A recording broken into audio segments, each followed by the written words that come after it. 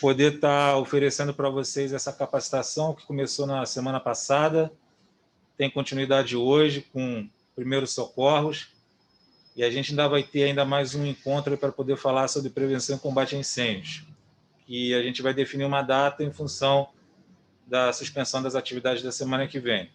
Então, quero dar as boas-vindas a vocês todos, quero enaltecer aí a escolha que vocês fizeram para poder ser voluntários aí em Acari, do Núcleo de Proteção e Defesa Civil.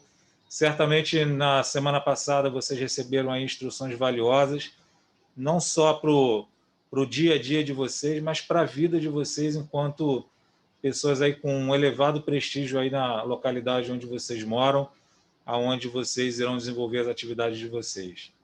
Tá? Então, boas-vindas a todos vocês, uma ótima instrução, que vocês possam aproveitar bastante aí essa oportunidade que vocês terão hoje, e eu desejo de coração que vocês nunca precisem aplicar aquilo que vocês aprenderão hoje, tá? Mas se tiverem que fazê-lo, que façam com técnica, que façam com entendimento, que façam com amor e com carinho, porque é uma vida que vai estar na mão de vocês. Então, para a gente não perder mais tempo, quero chamar aqui o Alvarez, nosso voluntário, instrutor, ele que vai conduzir esse nosso encontro dessa tarde, e desejar que vocês aproveitem bastante essa oportunidade. Alvarez, seja bem-vindo, uma boa tarde, e o pessoal é todo seu aí. Ok, Araújo, obrigado. Boa tarde, pessoal. Tá dando para ouvir aí? Ok. Então, nós vamos iniciar um tema, como o Araújo estava colocando, nós não queremos que aconteça algumas situações que normalmente pode ocorrer. E então nós vamos trabalhar de uma maneira prática em quais situações, ocorrendo essas situações, de que maneira vocês poderiam e podem atuar. Do grupo, tem alguém que já tem uma noção básica de primeiros socorros?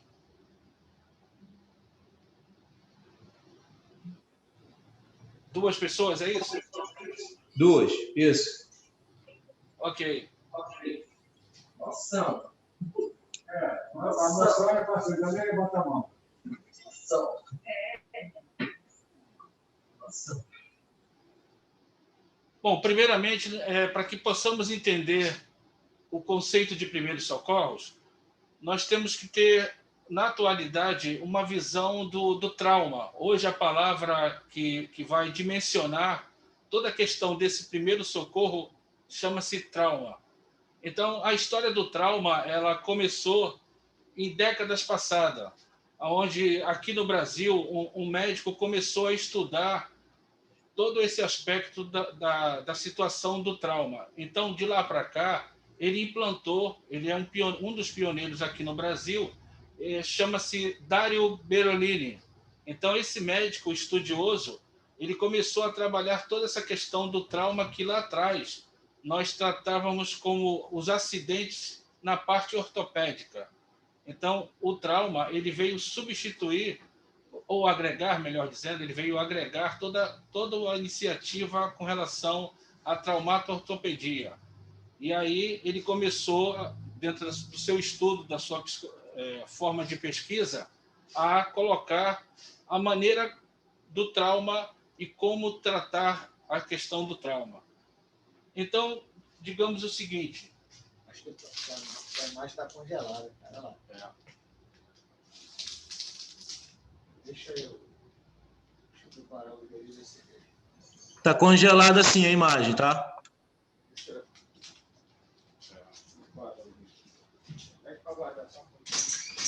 Aguarda só um pouco, por favor, que a imagem aqui congelou.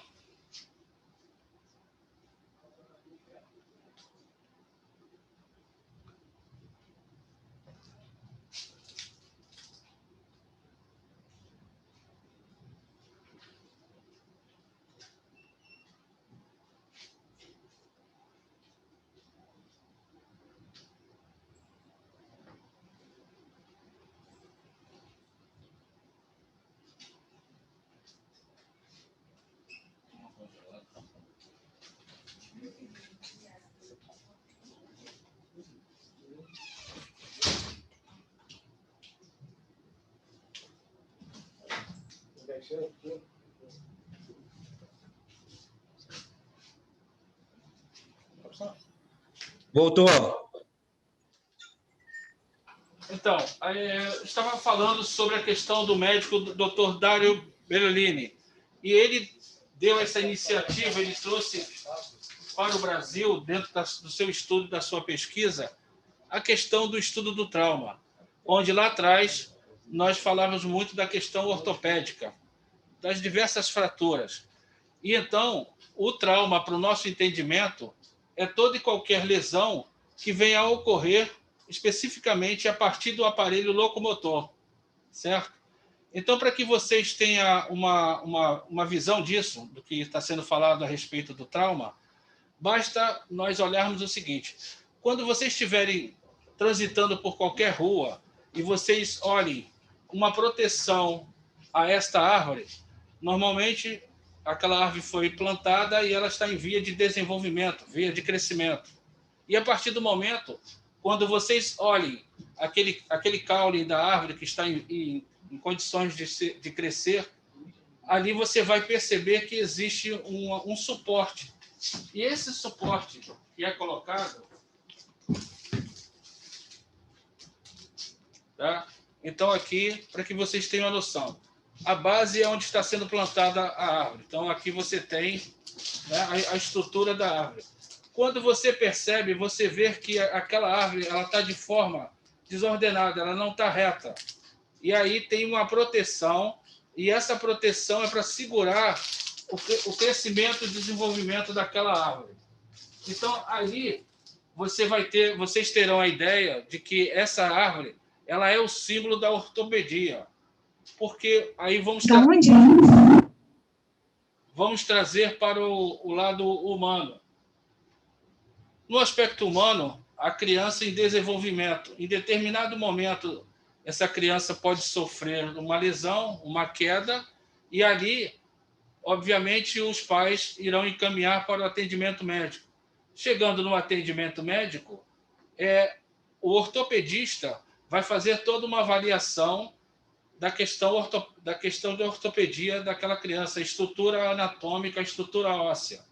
E lá conseguiu-se, então, verificar que, a partir desse símbolo da árvore, vai se ter toda uma ideia, uma conjuntura dessa ideia do que seria o simbolismo da árvore com relação à anatomia humana e o próprio desenvolvimento e crescimento dessa estrutura óssea.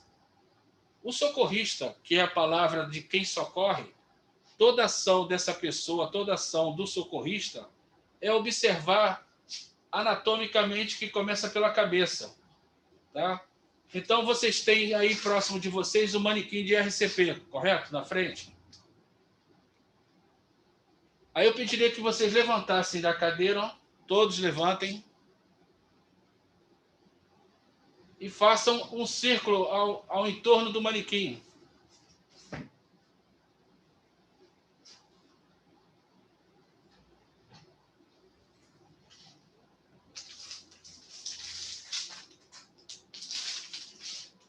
Então, perfeito. Agora, vocês vão observar, começando pela linha, olhando para o manequim. Dentro dessa ideia do trauma, vocês vão, antes de aproximar do acidentado, vocês têm que observar se aquela área está com segurança. A área de aproximação ao manequim é uma área segura, uma condição segura para que vocês possam aproximar ao manequim. Tá? Então, o manequim é uma representação da pessoa humana. E antes de começar o socorrista a proceder à sua ação de socorro, ele tem que observar a sua área de trabalho, se está segura, se eu posso chegar nessa área para produzir o atendimento. No primeiro momento, vocês têm que ter também uma percepção do conceito de primeiros socorros. Então, o conceito de primeiros socorros é o atendimento imediato, temporário, visualizado, cujo o estado físico de uma pessoa põe em perigo e risco. Então, se eu assisto um atropelamento, se eu assisto uma queda, já existe uma forma desse socorrista trabalhar a esse atendimento, o que vai ser diferente de uma pessoa que comenta com o socorrista que ele assistiu há poucos minutos esse atropelamento. Então, esses dados, essas informações são importantes para que vocês possam entender que no socorro, inicialmente, eu tenho que ter a minha proteção. Se eu não tiver de imediato a minha proteção, a segurança, eu também estarei em risco. Então, para que não haja um risco para quem vai produzir o socorro, eu tenho que, primeiramente, estar adequado a essa condição da segurança, certo? Então, vamos lá. Primeiramente, eu tenho que, nessa parte anatômica,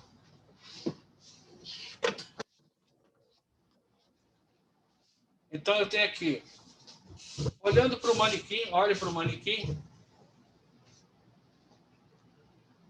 a parte anatômica. Então, eu tenho o crânio como um todo, eu tenho as pupilas.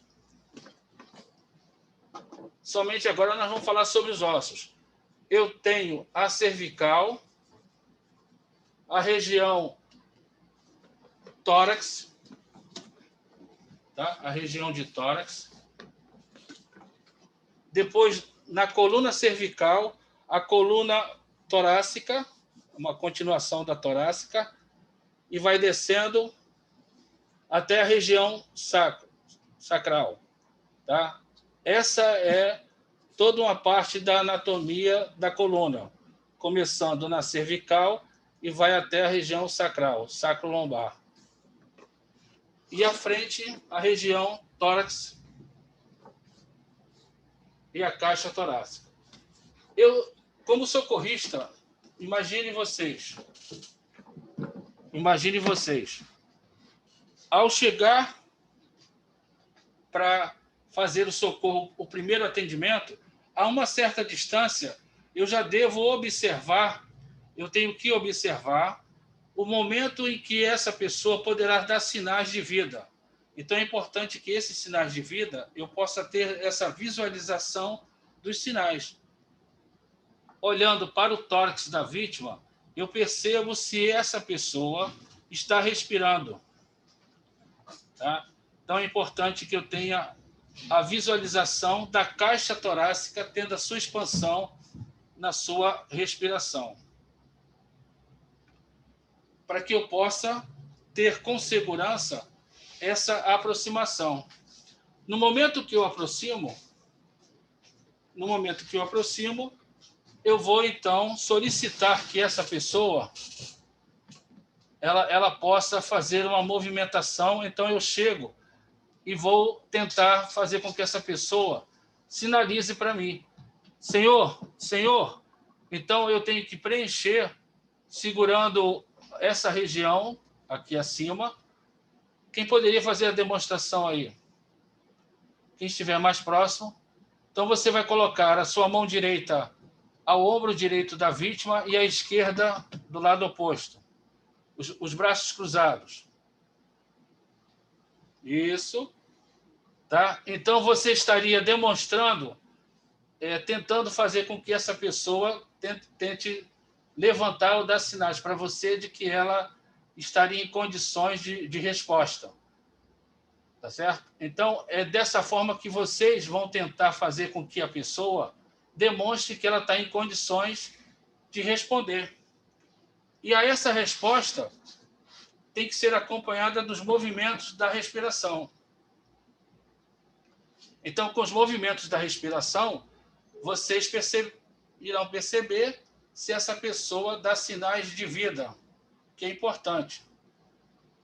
Tá certo? Então, faça um revezamento. Quem já foi uma vez, o próximo.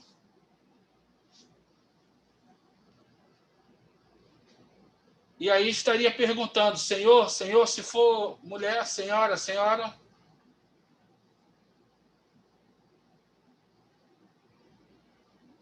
O próximo.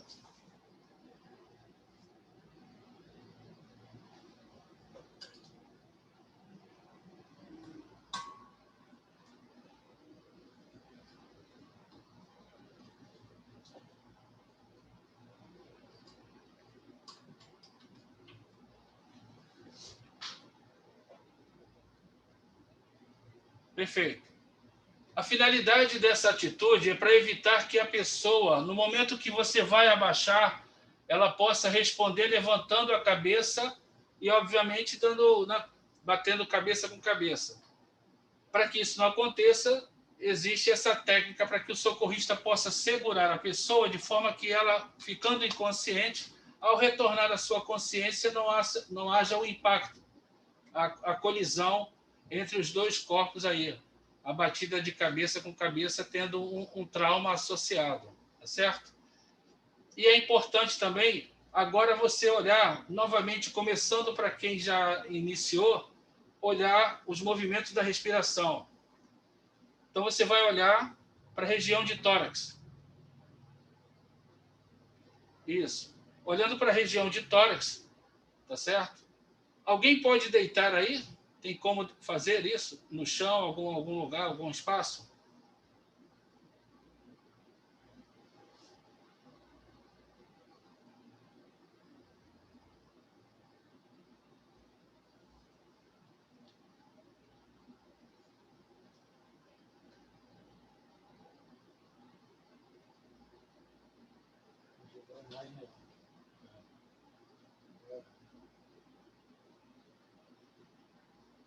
Então, o Ayrton deitou.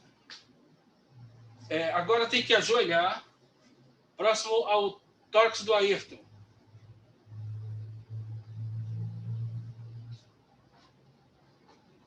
Você vai ficar de frente para o tórax dele, frontal, vai ficar de frente. Vira o seu corpo para ficar de frente para ele. Isso. Você vai olhar fixamente. Vai trocar de lado. Perfeito. Você vai olhar fixamente para o tórax e vai contar, tenta contar, estabelecer uma contagem de 20 movimentos. Tenta perceber se ele consegue demonstrar naturalmente para você 20 movimentos respiratórios. A cada subida e descida do tórax, você vai contando equivalente a um movimento.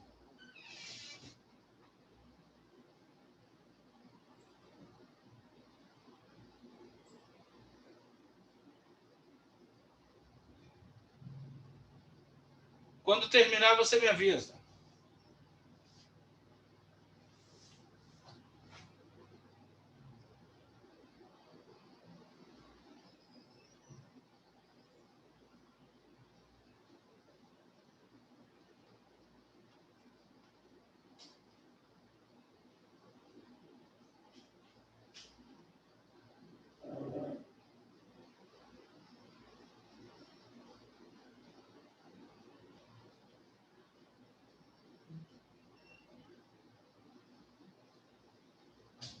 Foi?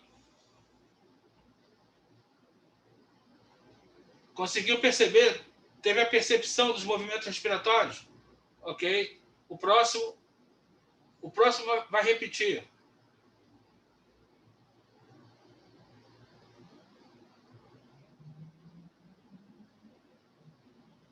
Vê se você consegue ter a percepção dos movimentos da respiração dele, contando 20 vezes o total. 20 movimentos.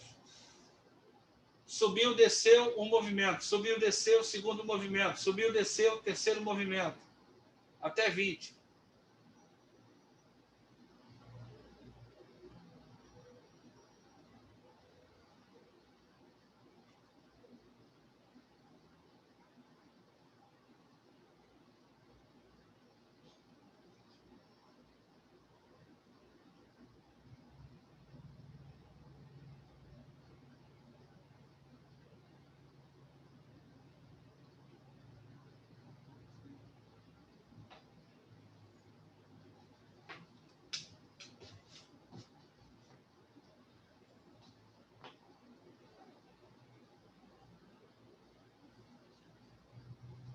Foi? O próximo.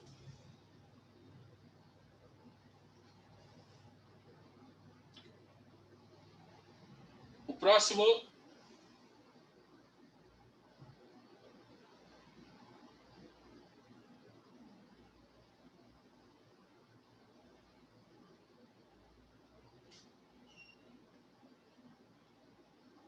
Pode soltar os braços, fica à vontade.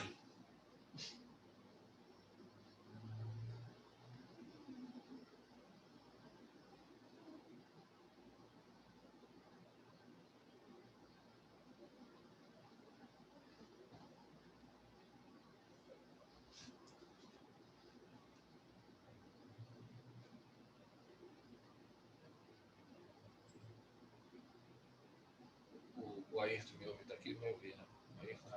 Ayrton.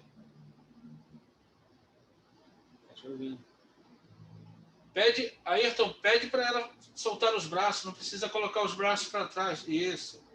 Pode soltar os braços. Assim. Conseguiu contar?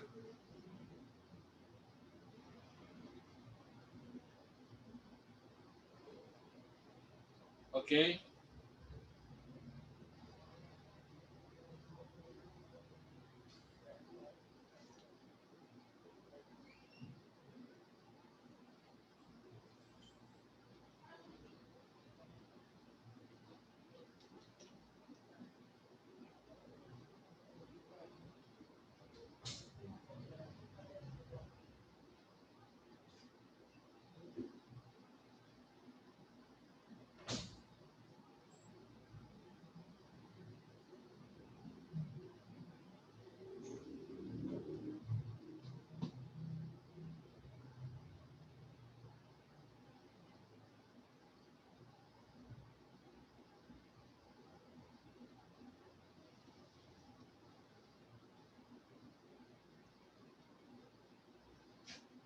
Ok.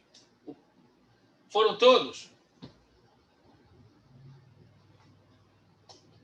Então, dando continuidade. Vamos continuar. Agora vocês vão repetir o mesmo gestual, porém colocando 2 dedos, todo mundo apresentando os 2 dedos da mão. 2 dedos, isso. Agora vocês vão começando e repetindo isso, repetindo o gestual de ajoelhar, e agora com esses 2 dedos vocês vão alcançar esse ponto aqui, ó.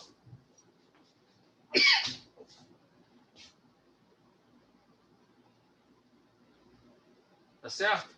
Então, ajoelhar do outro lado. Volta lá, isso. Ajoelhado. E agora você, olhando para a câmera, olha para a câmera, com 2 dedos de cada lado com 2 dedos. Aí a mão direita você vai, isso. Sem inversão. Os dedos da mão direita do lado direito do pescoço. Isso.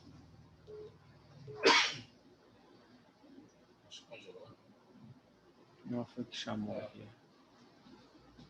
Então, com esses 2 dedos de cada lado, você vai perceber nessa região, você vai ter a percepção dos batimentos cardíacos. Tá? Então, repetir o gesto.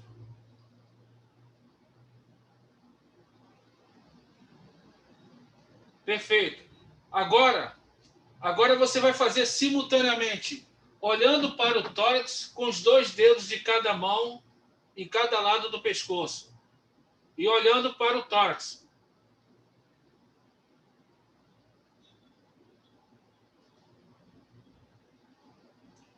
E acompanhando aquela contagem que você já sabe que tem que ver os movimentos da respiração através do tórax. E a contagem dos movimentos. A cada movimento de subir e descer equivale a 1 movimento.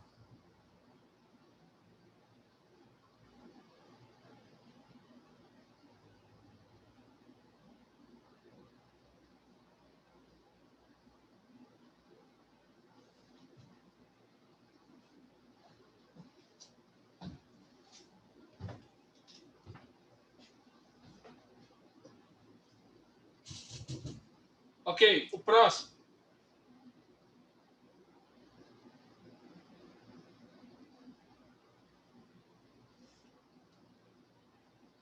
Grande congelou a imagem. Só o telefone dele aqui. acompanhando os movimentos da respiração e os batimentos do pulso através da artéria carótida no pescoço.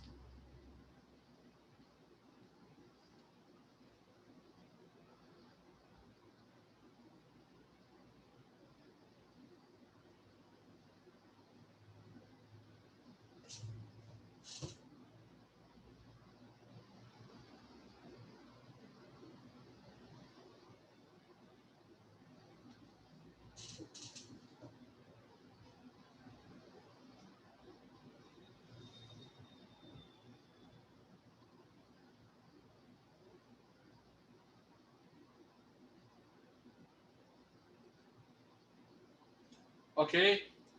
O próximo.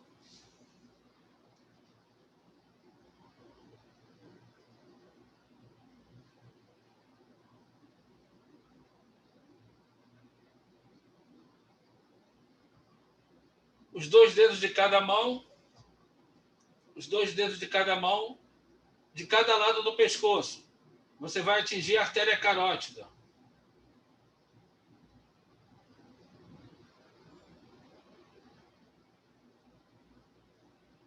Está dando para perceber a pulsação? Consegue perceber a pulsação dele? Sinaliza para mim se sim ou não.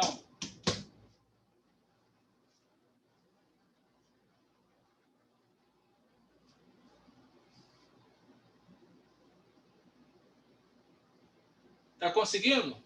Só sinalizar para mim. Se positivo,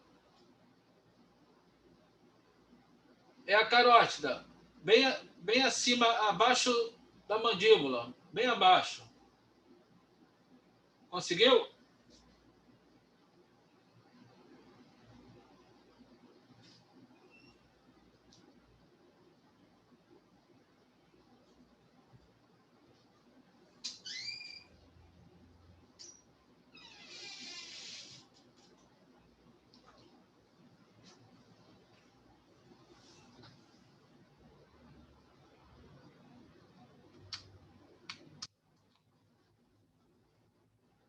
Conseguiu?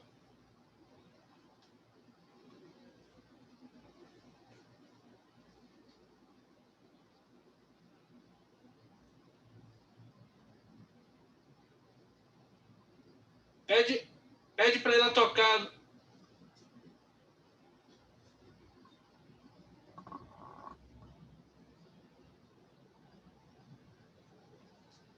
Ayrton, pede para ela refazer ao pescoço dela, na carótida dela, ela encontrar em si mesma. Tenta localizar em você. Quando você localizar em você, aí você vai para o anatômico dele, para o pescoço, na artéria de cada lado do pescoço. Conseguiu?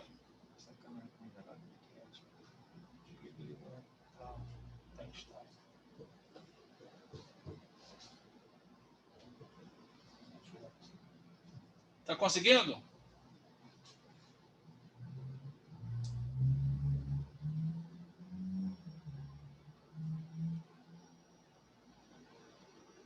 Isso. Agora tenta localizar no Ayrton. Os 2 dedos de cada lado, cada mão.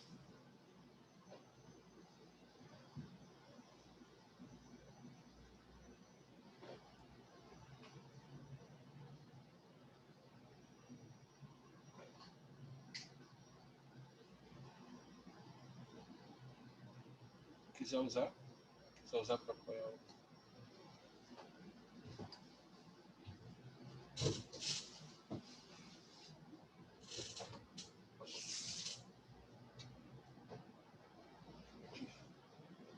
Conseguiu?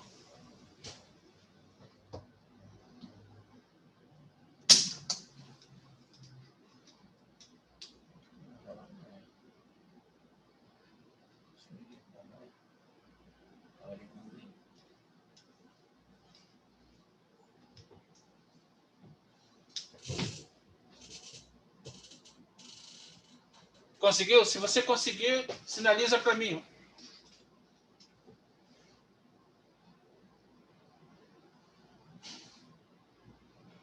Isso, conseguiu. Agora Não sai não, sai não. Continua, continua. Agora, mediante por você ter conseguido, agora você vai fazer simultaneamente a artéria carótida e vai olhar os movimentos do tórax dele. E vai contar a cada subida e descida e continuando a perceber a pulsação. Isso é importante. Tá?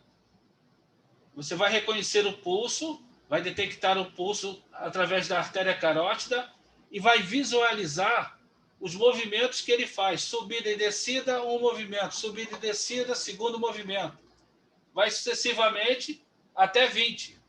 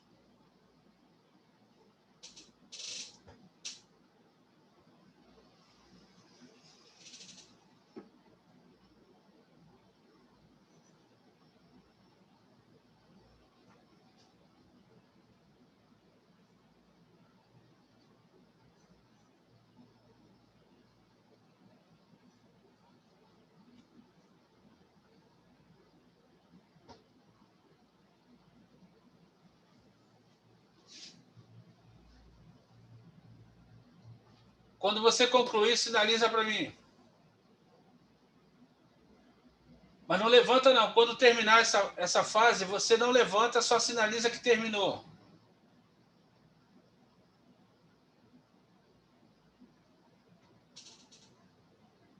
Terminou?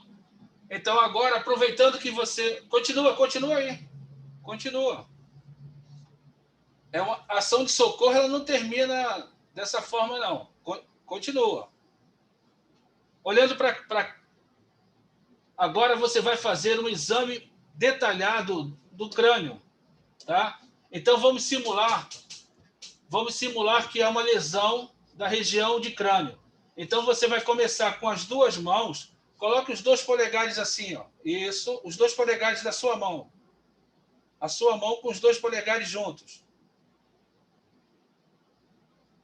Os 2 dedos, polegares, isso. Agora você vai fazer essa expansão. Você vai tocar, vai dividir a região do crânio com os 2 polegares lá em cima. Toca na cabeça dele. Na cabeça, isso.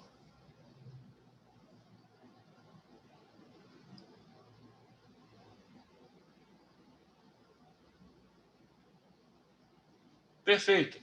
Com os demais dedos, você vai traçar um movimento abrindo para ambos os lados, direito e esquerdo, pegando toda a região do crânio.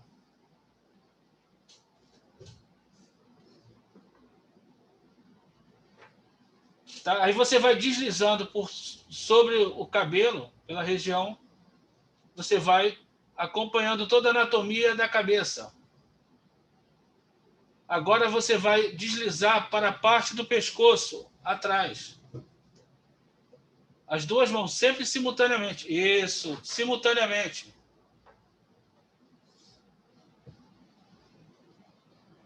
Chegou na região do pescoço com as 2 mãos?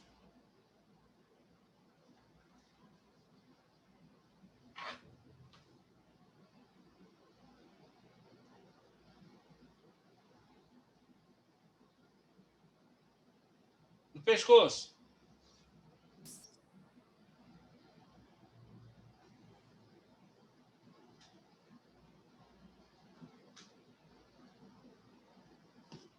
Você está na região do pescoço? Isso. Ok. Depois do pescoço, cervical.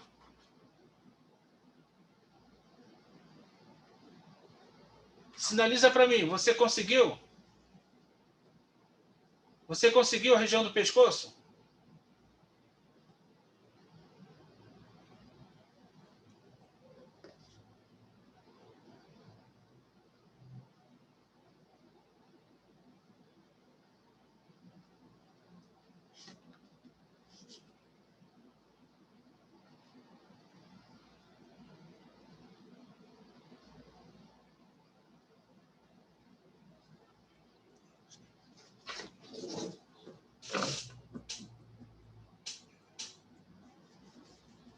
A região cervical, pescoço. Conseguiu?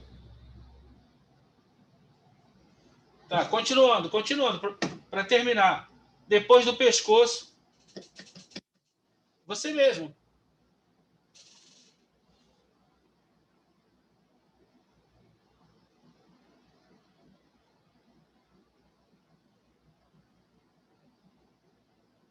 Ok, ok.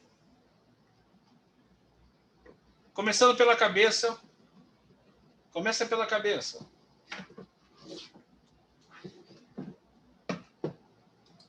Então, você vai detectar se tem lesão a nível da cabeça. Aí você vai fazer uma pesquisa tocando com os dedos suavemente sobre essa região do crânio, com as duas mãos e tendo o polegar como referência paralela, e você vai deslizando por toda a região crânio. Vai lá. E depois, em seguida, para a região do pescoço, que é a cervical.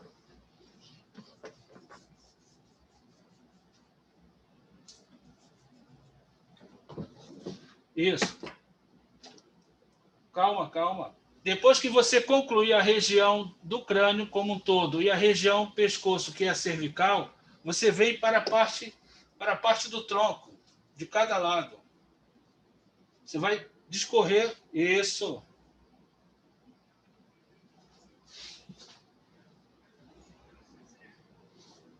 Depois que você concluir essa região, essa área, você vai para os braços.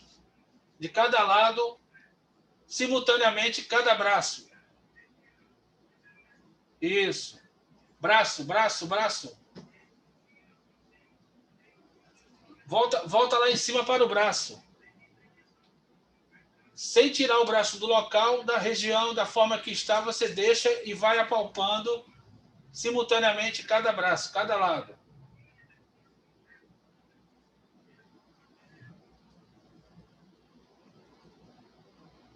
Ok. Agora a região abdominal. Abdômen. A região abdominal dele. Devagar, você vai apalpar a região abdominal.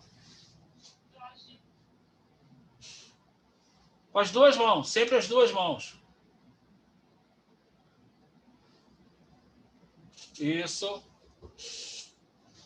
A região pélvica, a região da bacia. Vai descendo, anatomicamente descendo. A região da bacia, isso. Continua. A coxa.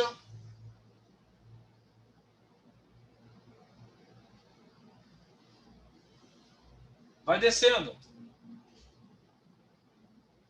Vai apalpando, isso.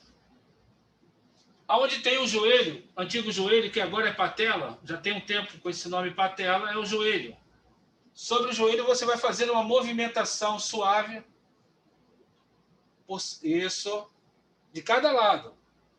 De cada lado da perna em cima do antigo joelho, que hoje é patela. Atual patela. Agora você vai descendo para a região da perna. Isso. Até o pé. Por sobre o calçado, você vai apertar ligeiramente por sobre o calçado, simultaneamente. De cada lado, apertando em cima do calçado. Isso. Ok? Agora, volta para a região. Volta para essa região aqui, ó. Simultaneamente, você vai fazer com que haja um encontro das suas duas mãos na região lombar. Isso.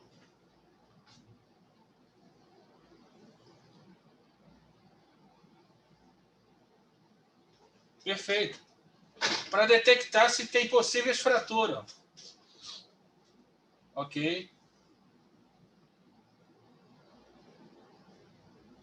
Só um minuto. Então, recapitulando, a intenção desse exame físico, que começa no crânio e vai terminar lá nos pés, é para verificar se existe lesão, fratura desse trauma, que é a palavra de ordem do início, o trauma de crânio, cervical, de toda a coluna, e principalmente na região lombar, e vai fechar com a região dos pés. O próximo...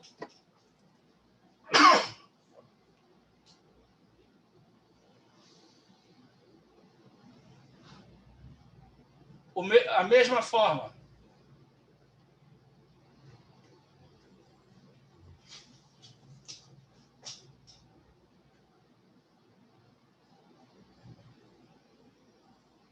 Seria bom você ficar de frente para a câmera. Troca de lado. Tá de costas.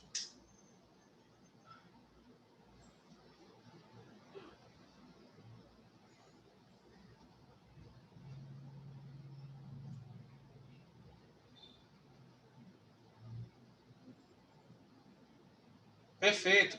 Começando pelo crânio.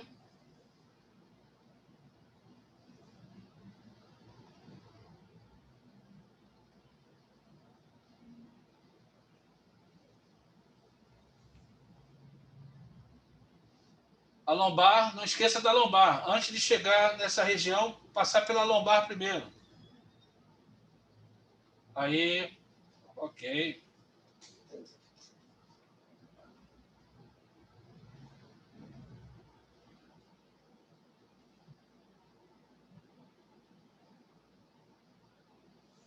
Se você tem a percepção de que a lombar, você poderá seguir pegando a região da coxa, ok.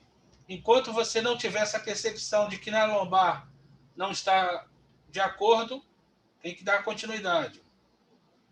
Ok. A patela, antigo joelho.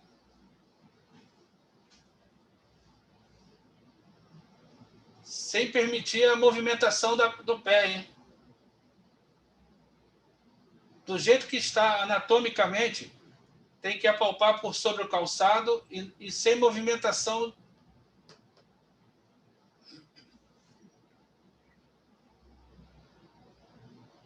O socorrista não pode movimentar parte alguma do corpo.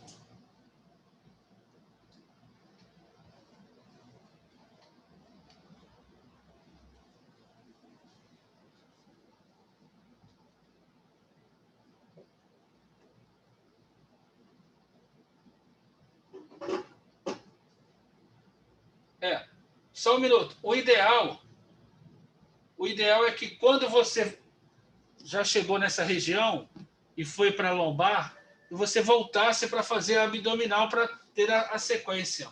Porque depois que vai lá embaixo, você já concluiu toda essa função. E para retornar, acaba tendo mais tempo em relação ao que você poderia ter ganho no início. Mas, de certa forma, fez correto. Tá? É só manter essa sequência de que depois do abdômen, vai para a lombar. O próximo.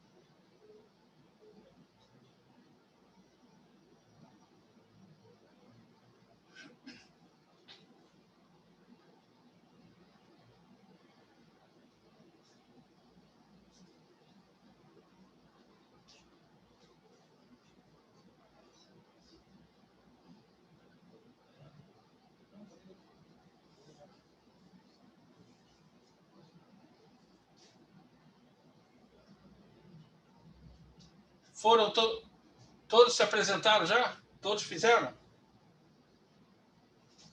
Ok, então vamos prosseguir. Agora, Pode pedir para o Ayrton levantar.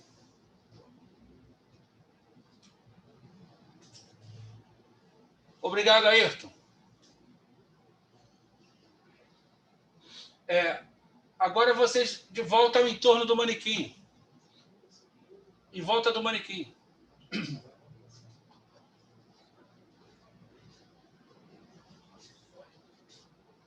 Então, socorristas, como vocês puderam ver, a importância que se dá na iniciação ao socorro de verificar se a área está segura, para que cada socorrista ou o socorro em si possa ser feito de maneira a mais adequada e segura possível.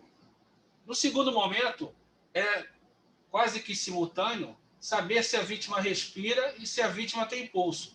Então, eu vou pedir para que vocês, novamente, utilizem 2 dedos da mão e comecem colocando nessa região anatômica aqui, ó. Aqui em cima.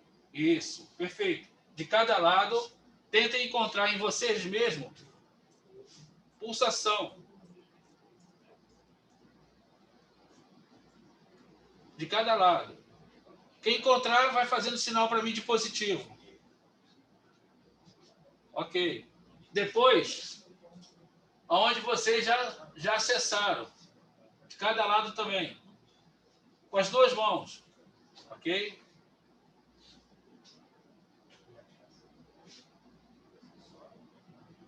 Agora, escolha um dos braços para encontrar na região do punho. 2 dedos também. Os 2 dedos.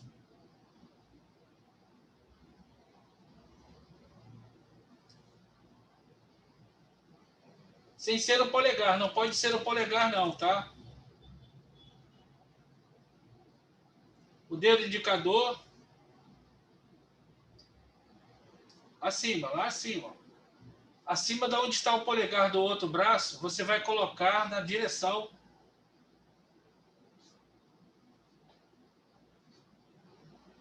bem a nível do punho.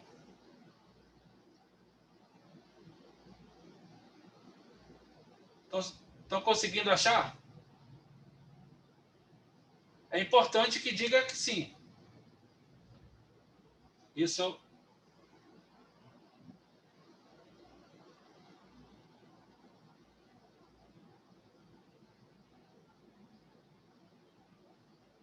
Bom, agora eu vou pedir para que vocês... São 4, então vocês vão fazer com o colega. Simultaneamente, cada um faz no braço do colega. Para achar a pulsação dele.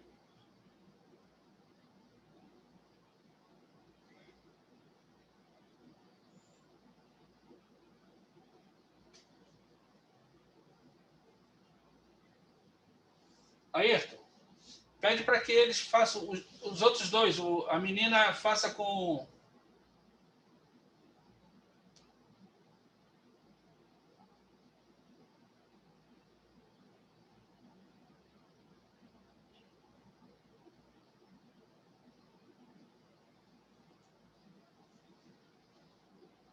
Isso.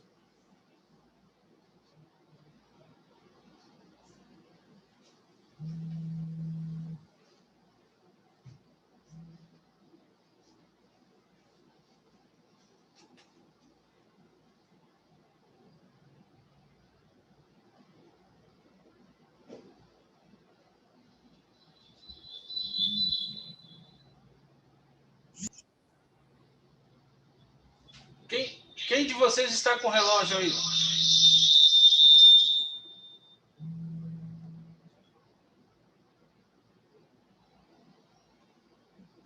Então, o ideal na ação desse socorro é que possivelmente o socorrista esteja com o relógio para fazer a contagem desse pulso. Então seria... Ayrton, explica para ele aí 15 segundos a contagem desse pulso para encontrar uma média de pulsação.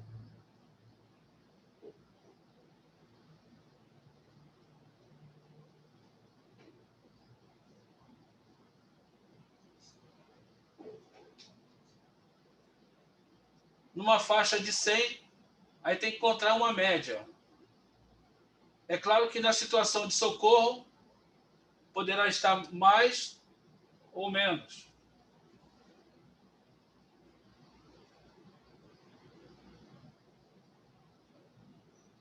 Cada pessoa no nível satisfatório de pulso, mas é individual. É claro que numa situação emergencial, situação de socorro, o que está apresentando ali, o pulso vai estar mais rápido ou bem menos. Alvarez, Oi. foi justamente essa dúvida levantada aqui. Você falou do tempo e você falou da pulsação. Para a pessoa sentir a contagem da pulsação, a pergunta que veio aqui. É para você sentir a contagem da pulsação ou a contagem do tempo, 15 segundos? 15 segundos é o tempo que você vai contar o nível de pulso que a pessoa apresenta. Isso. 15 segundos. Isso. Isso. Essa oscilação, ela é normal para nós, mas no momento de uma emergência, principalmente trauma, esse pulso pode estar muito acelerado ou bem abaixo do que normalmente nós temos. O que vocês puderam contar aí, aferir de pulso, é uma dita normalidade. Mas tem que lembrar o socorrista tem que estar sempre lembrando que o pulso, na hora que está sendo verificado, tem que estar possivelmente acima de ou abaixo de, devido à questão do trauma que está ocorrendo ali. Nunca vai estar normal. Vocês sentirem isso. Em 15 segundos dá para saber. Isso. Ou perdendo o pulso, ou tá acelerado demais, isso. 15 segundos dá para você perceber isso. E pode acontecer de você ter começado a sentir muito rápido e depois ele baixou, ou ao contrário. Por quê, pessoal?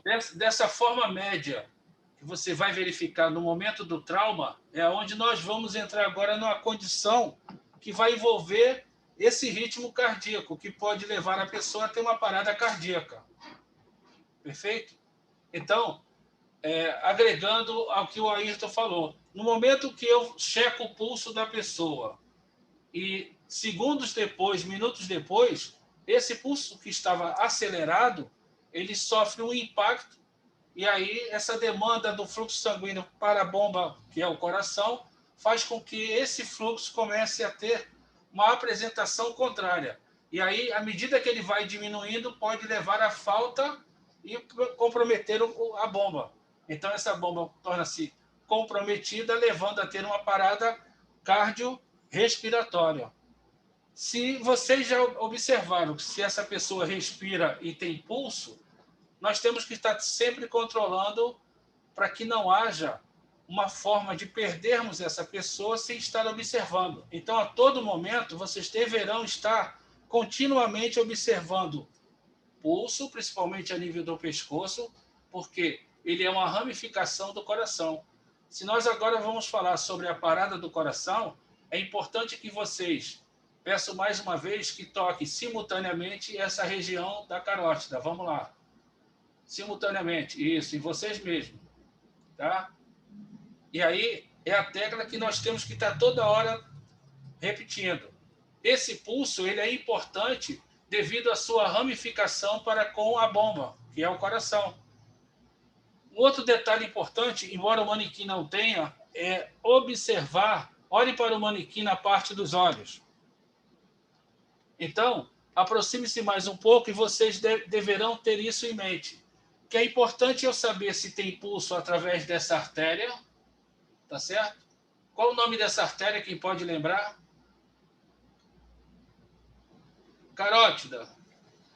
Então, essa artéria carótida, ela é, repetindo, uma ramificação dessa bomba cardíaca ao coração. E aí, eu tenho que observar agora a pupila.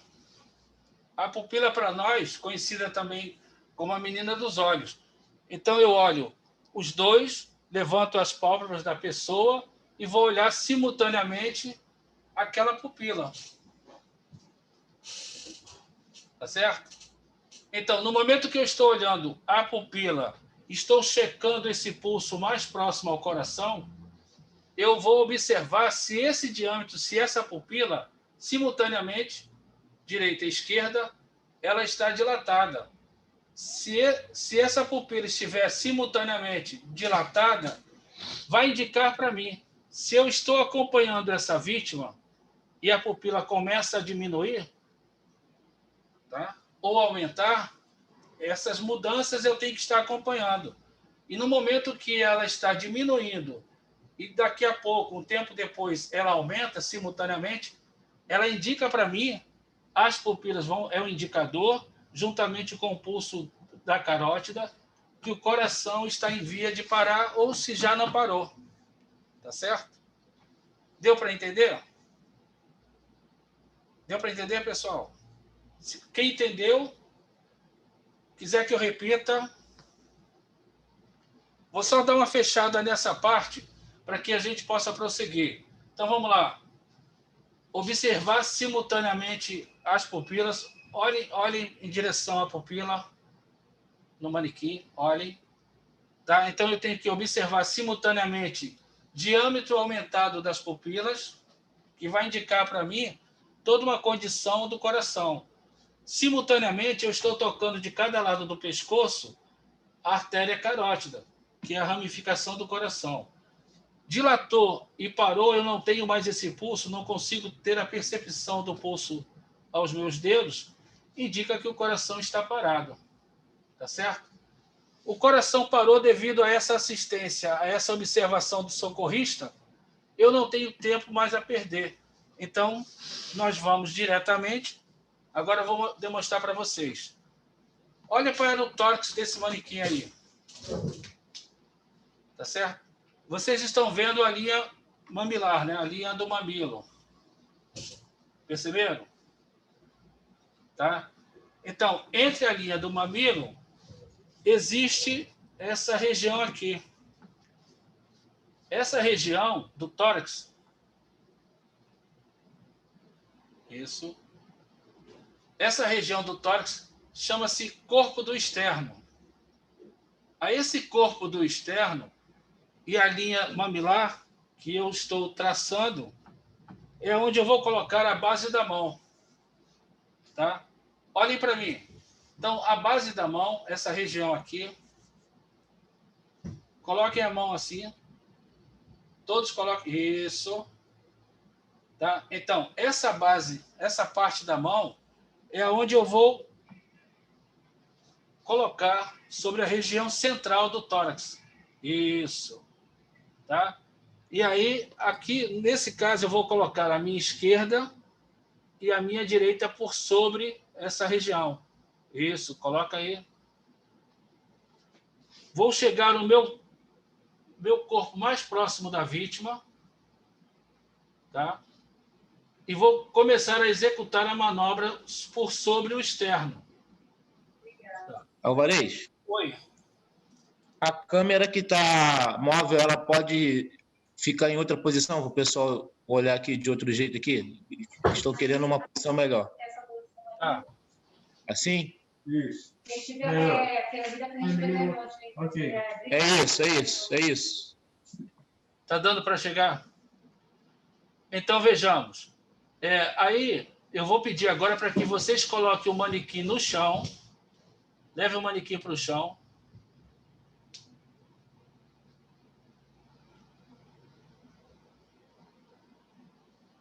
Tá, aí, quem vai iniciar a primeira manobra? Quem vai ser o representante aí primeiro? Quem vai começar? Escolhe um. Isso. Tá bom, tá bom.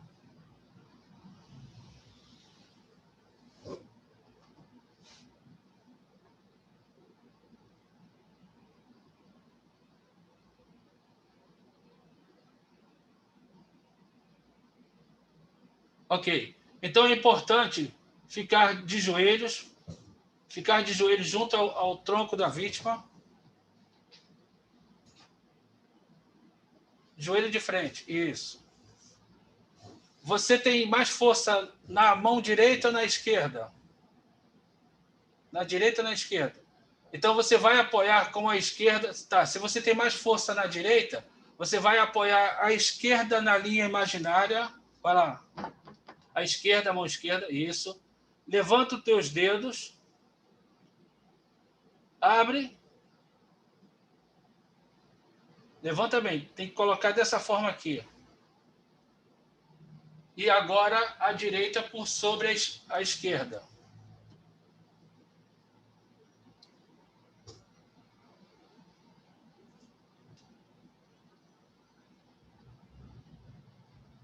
Se você puder dar um apoio lá, Ayrton.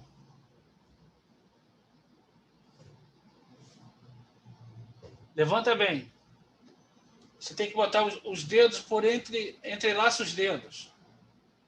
Entrelaçando.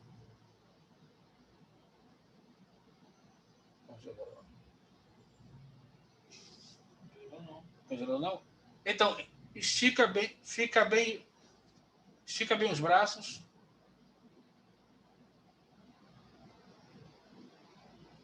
Procura manter o teu tronco bem elevado. Levanta mais o tronco, o seu tronco.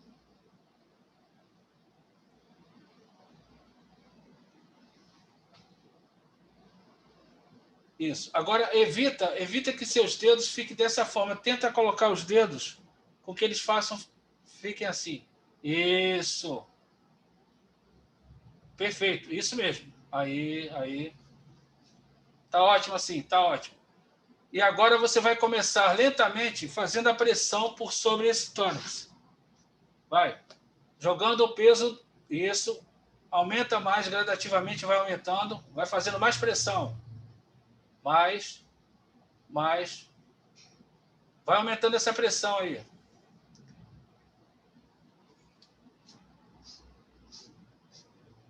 Aumenta essa pressão.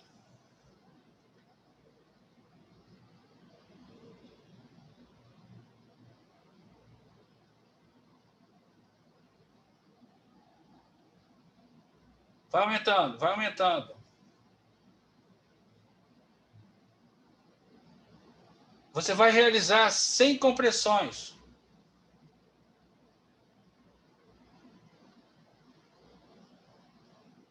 Ok, tá bom. Continua que tá bom. Tá perfeito no ritmo. Vai contando mentalmente. Até 100.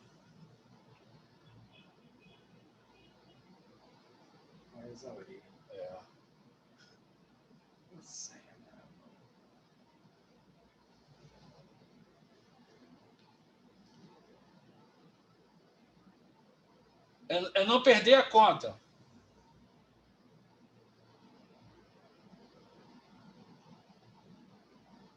Tá no encaixe perfeito no movimento. Não pode perder a conta e continua nesse ritmo. O ritmo é esse. É importante que os demais observem o ritmo que você está fazendo para manter. Isso.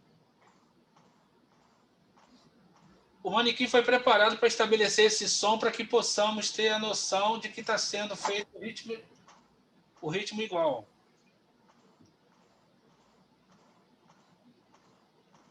Exato. Quando chegar a 100, me avisa.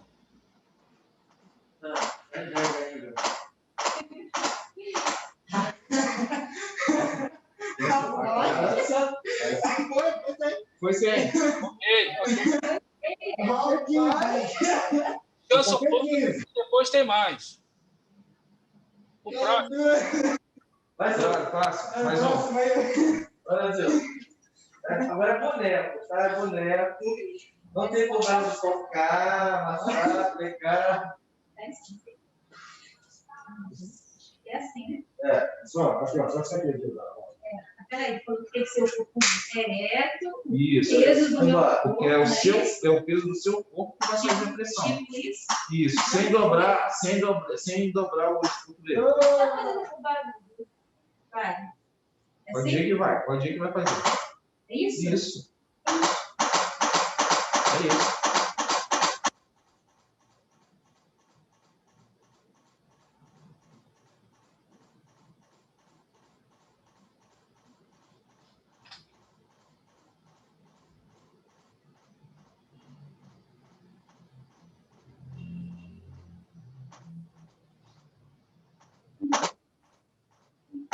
gente perde as coisas.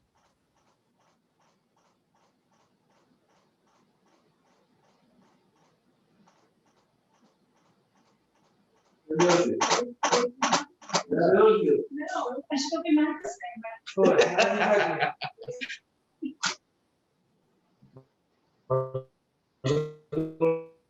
Pode ir, pode só não. Mas eu vou fazer rápido, mata os outros, né? Tem que ter uma sequência, entendeu? Para poder. Eu fiz Porque totalmente esse errado. movimento que você está fazendo, você está substituindo a bomba. A coração. Substituindo o coração. Não. Vamos lá.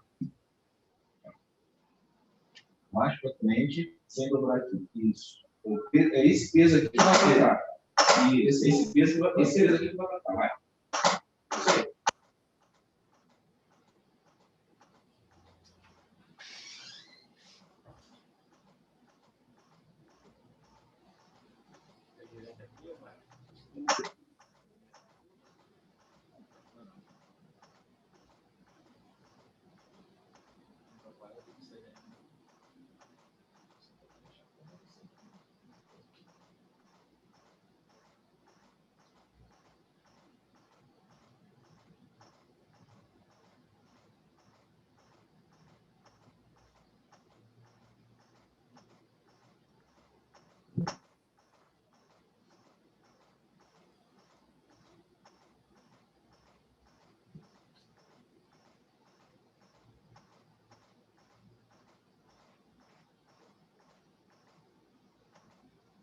Deu? Oi? Outro. O próximo? Tem que ter no vídeo. Não, você vai.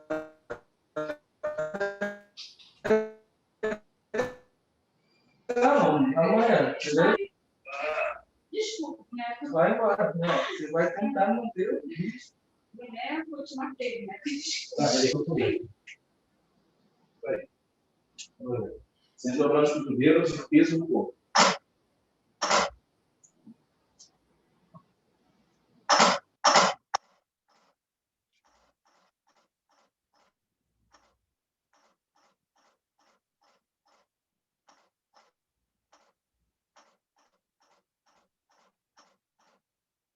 Quando você fez o tórax, Márcio, que é mais fácil. Quando você fez o tórax, isso aí. Então, fica mais fácil para você fazer. Isso. Diminuir o esforço. Diminuir o esforço. Pode. Até que começa. Não cansei. Você vai ficar secando.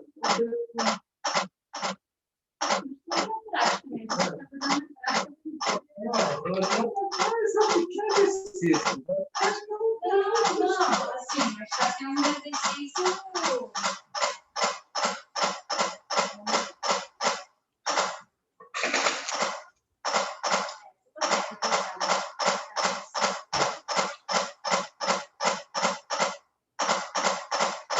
Aqui é a sessão de massagem. Sessão o quê? São quantas massagens? Não, peraí. Mas a primeira massagem, a gente vai quantas massagens? 102. Deu para ouvir a pergunta aí? Não deu para ouvir. Formula A aí. primeira massagem para reativar o paciente, a vítima, são quantas? 30, 50 ou 100? Sequência. Desculpe. São 100. Se não voltou, mais 100? Exato. Então, veja bem, a pergunta, pelo que eu entendi, se você começa a manobra e o vitimado não retorna, você tem que dar continuidade. Porém, a partir do momento que você conseguiu fazer essa contagem, quando for aproximando de um determinado tempo que você já começou a manobra, você deverá dar uma visualizada nas pupilas e, com uma das mãos, você vai rapidamente e toca na artéria carótida, para saber se você tem uma percepção de possível reação, embora essa reação não aconteça ali no local. Se acontecer, é porque várias razões existem. A questão biotipo da pessoa, se for uma atleta, se for jovem. Então, tudo isso nós devemos levar em consideração. Porém, no momento que você está fazendo a manobra e detectou que realmente a manobra se faz eficaz, é a partir da sua observação de checagem de pupila, checagem de pulso e início da manobra. Por quê? Se você está do lado, exemplo, vou citar agora no mar, você está na praia e verifica que uma pessoa se afogou. Quando o guarda-vida traz e ele está cansado e você tem a noção de como exercer essa manobra, você fala para ele, amigo, vou ajudar, e como você já está um pouco cansado, eu inicio a manobra. É tempo que o guarda-vida, devido à sua exaustão, até pegar esse afogado, ele vai estar ali te acompanhando e observando para que ele possa, em seguida, substituí-lo. Quando você inicia esse trabalho na manobra do RCP, reanimação cardiopulmonar, é importante você ter isso em mente, seja para o afogado, para o atropelado, para uma queda, do que nós estamos falando aqui de trauma. Então, você, ao iniciar, detectou que ele não tem pulso, pupila dilatada, eu inicio a manobra. De acordo com a pergunta que foi feita, eu devo dar uma observada novamente para saber se eu estou fazendo com exatidão a manobra. Porque, como vocês viram, o manequim ele foi construído para relatar para o treinando que maneira e como ele vai ter todo um processo de trabalho em relação a essa manobra. Porque você tem que ter o ponto exato da manobra, não pode ser acima nem abaixo. Então, você tem que ter sempre essa visualização. E hoje em dia fica mais fácil, pessoal. Vocês podem depois, através do Google, começar a pesquisar trabalhos científicos sobre isso, aulas referentes ao RCP, porque tudo é um exercício. Nesse momento agora, nós estamos tentando passar para vocês essas noções do suporte básico de vida. Mas é sempre importante vocês pesquisarem e continuar a verificar, porque a gente nunca sabe a qual momento será necessário utilizar esse recurso. A gente pede para que não aconteça. Mas, se acontecendo, você ter a segurança do que vai fazer. E se tratando de uma área como essa, a reanimação cardiopulmonar, que é a respiratória, você trabalhar como vocês estão vendo, o manequim está ajudando. A cada compressão que eu faço, aqui é um objeto. Em uma pessoa, se eu fizer errado, eu vou fraturar a costela. Então, vou levar essa pessoa à morte. Para isso, se faz necessário eu ter o conhecimento básico anatômico da área que eu vou exercer essa manobra. E como vocês puderam demonstrar aqui, eu estou visualizando, todos fizeram uma sequência primordial. Ninguém errou o local, não houve deslizamento da mão. No momento que você faz o encaixe sobre o tórax, você vai jogar toda a sua compressão de corpo torácico para cima e os braços é a alavanca. Essa alavanca dos braços é importante, mas tem que estar simultâneo com o seu tórax, para que você exerça a compressão. E aí eu aproveito esse momento e falo da criança, por exemplo. A criança você vai usar 2 dedos. 2 dedos sobre a região de tórax. A depender do jovem, uma das mãos, tá? Para que você não exerça a mesma pressão sobre o tórax de uma criança. Então, você tem que começar a trabalhar essas diferenças entre criança e jovem adulto. E o próprio adulto lançar esse peso conforme vocês souberam medir. É um peso medido para que exerça essa atividade que o coração, ao estar parado por algum tempo, nós temos que começar a trabalhar até a chegada do atendimento especializado. Ok? E é importante falar em atendimento especializado no momento que você começa o trabalho, antes de solicitar o socorro de emergência. Então, através do 193, 192, aciona e pede para que alguém que esteja próximo a você utilizar a chamada do 193, 192, enquanto está o socorrista utilizando esse recurso de salvar vida. Ok, pessoal? Ficou respondido? Então, eu estou aberto às perguntas aí referente a essa questão do trauma. Senta ali que eu vou jogar a câmera lá para vocês. Não, senta perto. Onde você vai, amor? Deus, vai correr não, você é a menina das perguntas. Você é a menina das perguntas.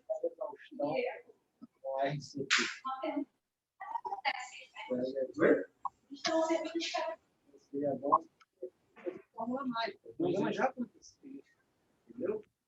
Tipo assim, o cara tá aí. O que eu faço? Eu ligo o 92, eu faço.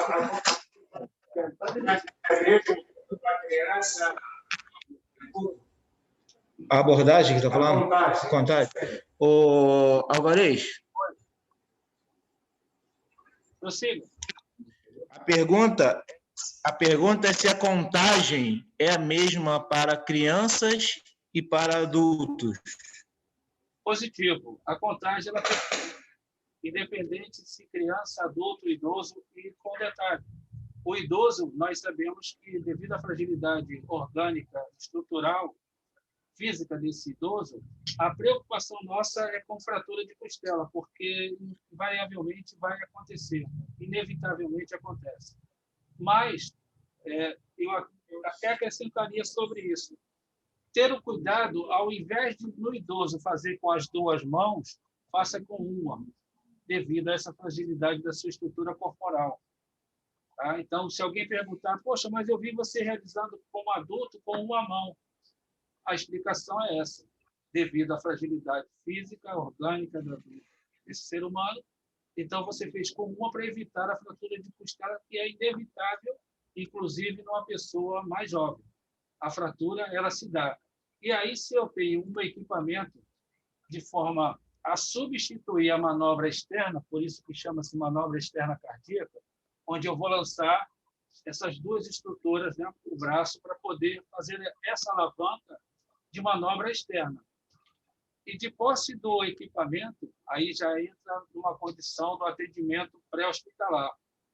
Devido ao nosso tempo de aula ser voltado para essa condição de tempo, não vou ter como entrar no aspecto do atendimento pré-hospitalar.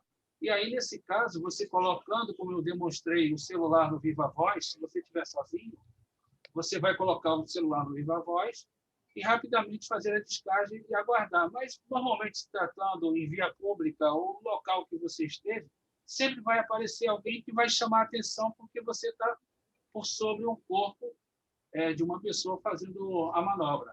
E aí pedir o auxílio dessa pessoa para que ela faça o contato, a comunicação com o socorro especializado 193 e 192, o GSE, Corpo de Bombeiro, ou o SAMU. E um outro aspecto é que, se você está sozinho e começou a manobra, você só deve parar, você vai até a exaustão. A exaustão vai ser a condicionante de você não ter conseguido realizar a manobra para salvar essa vida. Até porque existem vários pontos dessa questão. Primeiro, é o tempo decorrente do acidente. É choque elétrico, é afogamento, é infarto, é envenenamento. Então, tudo isso nós não sabemos. Você está passando no local e presenciou essa pessoa inconsciente. Ela pode estar andando na sua frente, tem uma queda e torna-se inconsciente. Quando nós vamos observar o que nós estamos falando, aí sim, nós detectamos que isso se trata de uma parada cardíaca, um infarto, por exemplo. E aí, no momento que se inicia essa manobra, você só vai parar quando tiver a exaustão. Vocês perceberam que o ideal do socorro é fazer sempre de joelhos. Imagine um socorrista em pleno determinado horário, numa areia escaldante, fazendo essa manobra. É parar para pensar sobre isso.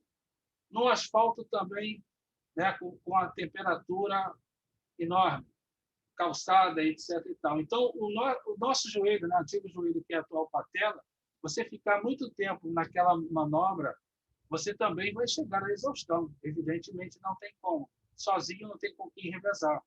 Mas só vai ser determinante a parada desse socorro a chegada da exaustão do próprio socorrista. Caso contrário, ele tem que permanecer e se alguém fez por ele ou ele conseguiu, junto ao aparelho celular, no Viva Voz, o socorro chegar, ele só vai ceder o seu lugar para esse socorro especializado ou um outro socorrista descansado que chegue e possa ajudá-lo nessa hora.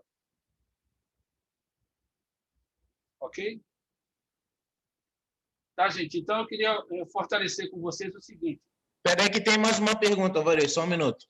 Quanto tempo em média é uma pessoa para se recuperar, para estar voltando? A pessoa tem uma parada ali, a gente foi lá, e está tentando, aí você tentar até a exaustão. Né? Mas qual é a média de volta, né? Com quanto tempo? Ele quer saber, Alvarez, ficou bem entendido que você vai até a exaustão para fazendo a manobra para tentar ver se a vítima volta. A pergunta é, na média, geralmente, em quanto tempo a pessoa volta? Olha, boa pergunta e a resposta é que não vai ser boa. Pela experiência que eu tive, certa vez até no hospital, que não existe mais, o IASERJ, deve ser de conhecimento de vocês, o paciente chocou, né? É um termo técnico, ele entrou em choque e parou na nossa frente. Aí aquela correria, isso eu vou falar da área hospitalar, depois eu falo da área que não é hospital. E naquela correria, pega o carrinho de parada, o carrinho chegou e começamos no próprio leito do paciente a fazer a manobra. E ele não retornou. Então, também, aproveitando esse gancho, por que eu citei a questão hospitalar? O médico fez durante 10 minutos contado ao relógio. 10 minutos ele começou a fazer a manobra, o carrinho de parada com toda a indicação, injeção, para poder estimular o retorno do coração. E nada do paciente voltar. E aí, eu fiz a proposta para o médico: doutor, o senhor já deve estar cansado, deixa eu fazer um pouco a manobra. E fomos revezando, a equipe revezando.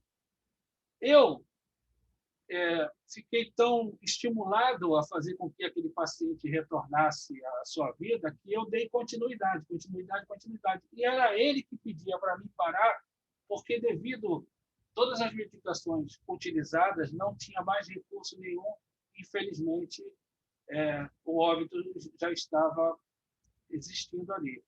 Agora, saindo da área hospitalar, infelizmente isso acontece, e voltando para a área, porque aconteceu o óbito desse paciente. Ele já tinha um histórico grave de embolia pulmonar e a situação dele hospitalar era grave. Então, saindo da questão hospitalar, vindo para a questão do socorro-rua. Várias situações a gente não sabe o que está no histórico daquela pessoa. No momento que ela sofre uma queda, um trauma, nós vamos com a proposta de socorrer. A atribuição do socorrista, salvar uma vida. Nesse momento, quando eu me deparo dentro desse aspecto que é a manobra de cardiopulmonar, eu tenho que dar continuidade para fazer com que o coração, a sua forma elétrica, ela possa ser estimulada a fazer o impulsionamento do músculo, que é o distendimento, certo? Ele parou, então o músculo está parado e a parte elétrica do coração também. No momento que eu faço a manobra externa, eu estou tentando, como socorrista, utilizar esse mecanismo de estimular a parte elétrica do coração. Sabe quando a gente está empurrando um carro? E aí você tenta o quê? Fazer com que a parte elétrica estimule para começar a máquina a girar e a trabalhar, correto? Correto, pessoal? Então, eu estou empurrando o veículo, tá certo? Esse empurrão que eu estou dando no carro, exatamente essa manobra aqui. Eu estou empurrando, fazendo com que o músculo cardíaco sofra essa intervenção elétrica que faça com que ele estimule a voltar a ter o impulsionamento elétrico, a frequência cardíaca. Deu para entender? Tem mais perguntas, Alvarez? Tem. Prossiga. Então, eu cheguei no local do acidente. Cheguei lá, a pessoa já estava lá. Eu não sei há quanto tempo ela está em parada. Né? Cheguei lá, a primeira coisa que eu fiz foi olhar a pupila, ver se tem batimento, tem alguma coisa. Não tinha mais nada. Né? Eu entro em manobra ou cheguei lá, a pessoa já acabou, já não viu? A pergunta, Alvarez, é o seguinte: você chegou no local, existe uma vítima e ela já estava lá. e ele fez o reconhecimento de pupila e respiração, e ele pergunta se ele executa a manobra. Executa-se a manobra. Porém, você só vai deixar de executar quando você detectar que pulso, respiração e as pupilas têm um segundo sinal ou um terceiro pós esse. É o azulamento que a pessoa vai estar. Essa pessoa está completamente azulada, é um indicativo que o tempo de permanência da parada cardiopulmonar foi aumentado. Tá? Então, esse aumento da parada cardíaca, quando você chega, é uma relatividade entre a ação do socorrista e o efeito dessa causa que ele possivelmente já está em estado de morte. Nós não declaramos a morte. Nós vamos fazer o socorro dentro desses sinais e sintomas que foi mostrando para vocês na aula. Mas eu tenho que ter essa noção, esse conhecimento de que todo o azulamento indica uma não necessidade, infelizmente, ali, em razão desse sinal do azulamento completo, que é diferente do azulamento labial e azulamento das extremidades dos dedos. Tá? Se tem azulamento somente nos dedos e nos lábios, eu posso prosseguir, mas um azulamento que você perceba, principalmente na fisionomia dessa pessoa e algumas partes do corpo, como o tórax, a região de tórax, se você levantar a camisa, ou se ele já estiver sem camisa, é um sinal indicativo de que essa área está completamente congestionada e as extremidades das mãos e lábios. É indicativo de que, infelizmente, o óbito já está acontecendo ali. Respondido?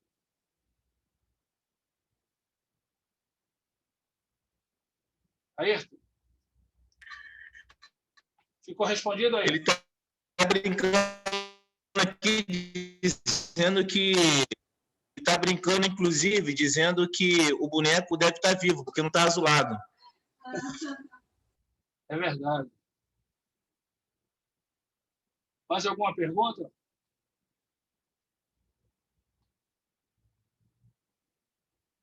Não, você eu fiz isso.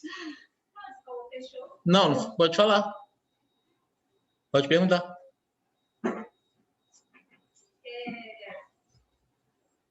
Para que a gente possa fazer essa manobra, a gente tem que ter essa técnica, né? Assim, Uhum. Mas também não é só, acredito que não seja só a técnica, o que ele falou é a observação Sim. dos fatores, Uhum. dos fatores de risco. Porque Sim. às vezes você precisa ter atenção Sim. a todas esses dicas que ele deu, né? Da pessoa estar com a Pulsação. Uhum. a carótida, né? Sim. A respiração, para que a gente... Sinais vitais. Sinais vitais, a pessoa está certinho, beleza, não mexe nele. Depois você passa para ver se tem... Mas eu não fiz a pergunta. Vai, fala. Direto. Desculpa. Você perdeu no raciocínio? Não, eu estou até esperando que você termine. Pode falar, pode perguntar. E aí a gente verifica todos esses sinais, como o Messias falou. Eu quero saber sobre responsabilidade, assim, porque às vezes a gente, no ato de querer salvar, a gente pode também, às vezes, complicar aquela situação. Entendi. Entendi. Eu sei, eu vou chegar, Entendi. eu vou salvar. Porque, assim, por exemplo, eu sou uma pessoa ansiosa, então Entendi. Tendo essa informação, eu vou querer agir. Entendi. Aí eu preciso até que ponto a gente... Se existe uma responsabilidade Sim. formal. Sim. A pergunta, Alvarez, é o seguinte: eu sei a técnica, eu sei o que fazer, porém a pergunta é quanto à responsabilidade, até onde vai a responsabilidade de você estar tentando ajudar e aí acontece alguma coisa que pode complicar ali a situação da vítima. Perfeito, entendi. Então, boa pergunta. Se eu estou saindo de casa para ir para o trabalho e percebo que uma pessoa está precisando de um atendimento de emergência e eu vou realizar, eu vou ter que ligar depois que tudo terminar para o trabalho e dizer que eu perdi aquele dia.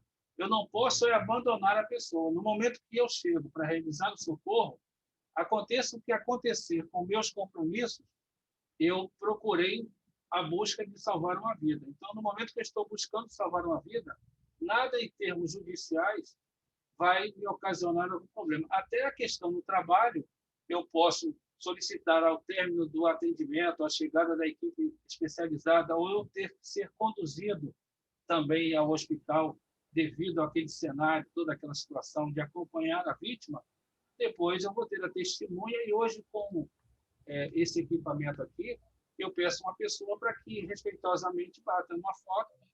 É claro que no meio de uma situação como essa, a gente está imbuído apenas de fazer o salvamento, o socorro daquela vítima, não vai lembrar nem da tecnologia no momento. Mas... Alvarez, Oi. eu acho que ela quer uma resposta referente a caso ela possa, se existe a possibilidade dela ser responsabilizada por um agravamento da situação da vítima. Essa é a pergunta. A pessoa está fraturada, né? A pessoa Sim. fraturou no momento da manobra, Isso. acabou. Bem, a manobra, se houver uma fratura por exposição da região do tórax, uma das costelas, nitidamente, eu até comentei isso, que invariavelmente vai acontecer. É muito raro não acontecer uma fratura de costela. Agora, tem que ter o cuidado em relação para que não haja esse acontecimento. Por que da existência do manequim? É para que possamos treinar, estar capacitado entre essa compressão. E aí, quando chega o equipamento para substituir essa manobra, que é mais recente, aí ele entra dentro de todos os itens do APH, do atendimento pré-hospitalar, porque no APH você vai ter todo esse rol de equipamentos para evitar que essa manobra seja da forma que nós estamos treinados e sendo capacitados aqui.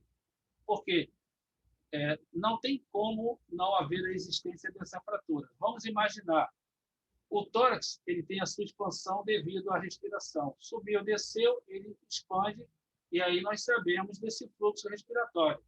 No momento que há ausência da respiração, toda essa musculatura e a parte óssea vão estar mais agrupada, correto? E aí, nesse momento que o socorrista chega, a depender do seu porte físico, e começa a realizar a manobra, tendo ele conhecimento da técnica e sabendo fazer, tendo ou não, vai haver a fratura de costela. Não tem como. Aí, o cuidado é da forma que esse socorrista já está treinado, capacitado, ele vai diminuindo essa compressão, que deve ser aumentada, mas ele vai controlando toda essa compressão. Aí é um controle de compressão para não acontecer. Aí vamos ao aspecto do acontecimento. Aconteceu a fratura de costela, é ter a habilidade, aí vem o conhecimento do socorrista, o seu dia a dia, para que essa costela não sirva como uma ponta de faca que possa perfurar o pulmão. Acontecendo, tudo isso é a tentativa de que o juiz vai interpretar lá na frente que você estava tentando a todo momento evitar os acidentes nessa condição. Então, tem como o socorrista estar protegido, sim, dentro da lei, embora houve um agravante aí. Desde o momento que você inicia o socorro especializado, a parte ou socorro do conhecimento desse socorrista, o risco está presente a todo momento. Já teve um risco antes, e esse risco nós temos que minimizar de acordo com as nossas técnicas, os nossos conhecimentos aí. Isso é importante. Respondido?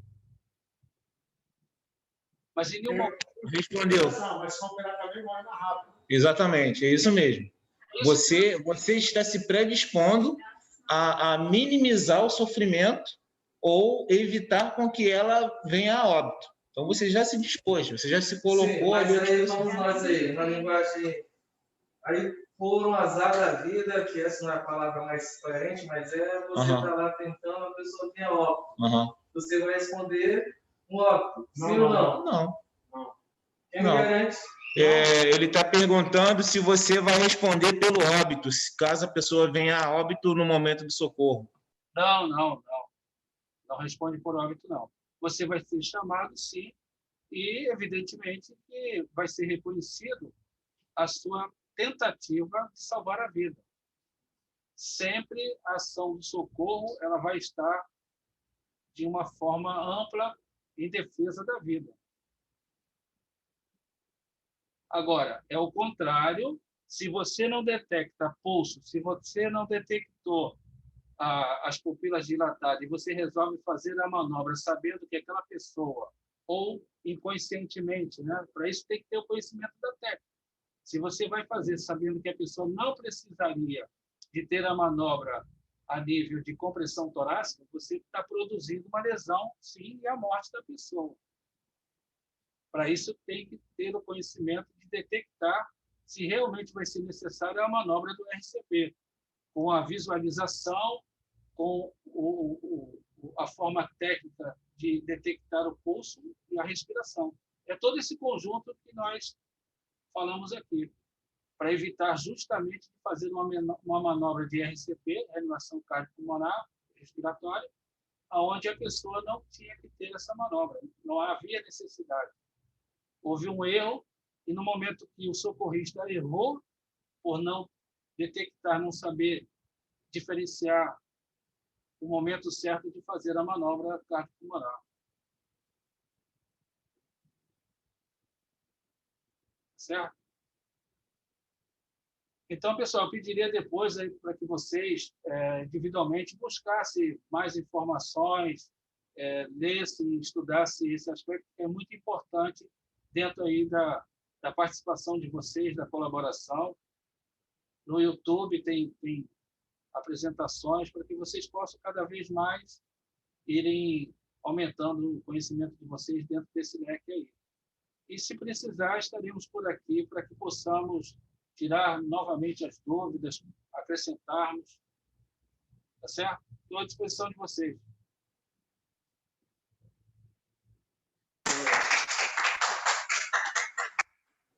Obrigado. Ayrton. Fala, meu amigo. Então, da minha parte, dou por satisfeito aqui a passagem das informações. Teria mais alguma... Okay. Oi? Se o Araújo não for finalizar aí, então eu finalizo por aqui. Então, pode finalizar por aí. Tá. Tá ok, então. Muito obrigado, Alvarez. Até a próxima. Até a próxima. Obrigado. Antes de vocês saírem...